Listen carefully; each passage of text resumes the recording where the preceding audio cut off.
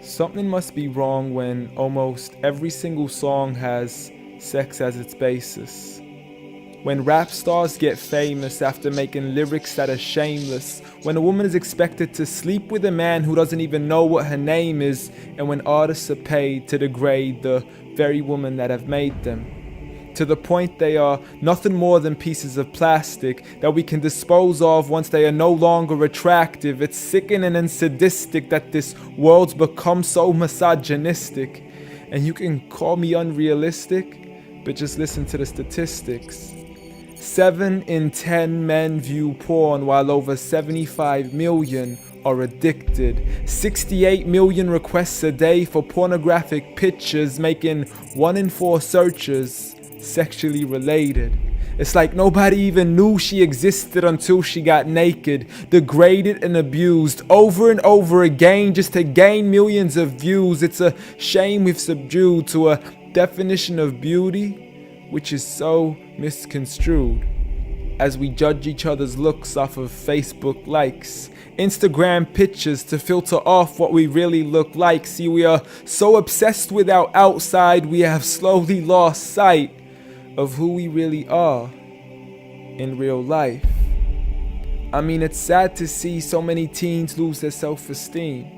Looking at these magazines thinking they have to look like what they see. Please, you are worth much more than a 2D image on a screen. You are a living, breathing human being. If only you knew what you really mean. Just look into your history books and begin to read of all the girls in the world who were capable to achieve, and you will surely see with certainty females like Fatima al-Fihri, who opened the first ever university, Rufaida al-Islamiyya, the first nurse to perform surgery, and Aisha bint Abi Bakr, the greatest female scholar in eternity. It's a shame you probably haven't even heard of these great female prodigies. Honestly, we don't need to give up our modesty in order to be successful. For you are worth much more than a commodity that is sexual. You have so much more potential if only you knew your worth. You could be like the greatest of all women to have walked this earth, like Mary, the mother of Jesus, chosen by Allah to be an example for the believers, a woman who stood strong even when she was abused, falsely accused and ridiculed for things she'd never ever do, so it didn't really matter when there was nobody else beside her, for she knew that God was Ar-Razzaq and her ultimate provider, and she had a trust in Him alone. Just like Asiya, the wife of Fir'aun, a woman who was brave and courageous, stood up for what was right and didn't let anybody change this, a woman who was fearless and laughed in the face of death, for she gave up the riches of this life for a palace in the next.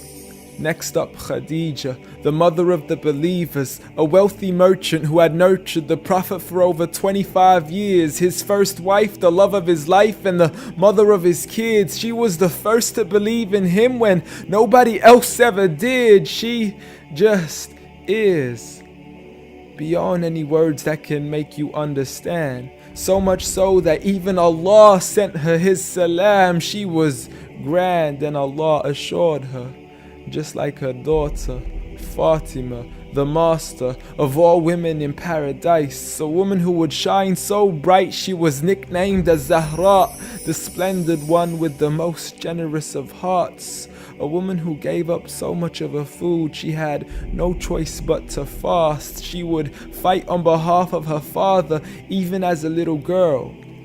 And such are the examples of the greatest woman in the entire world. And it had nothing to do with how they looked, but for who they truly were.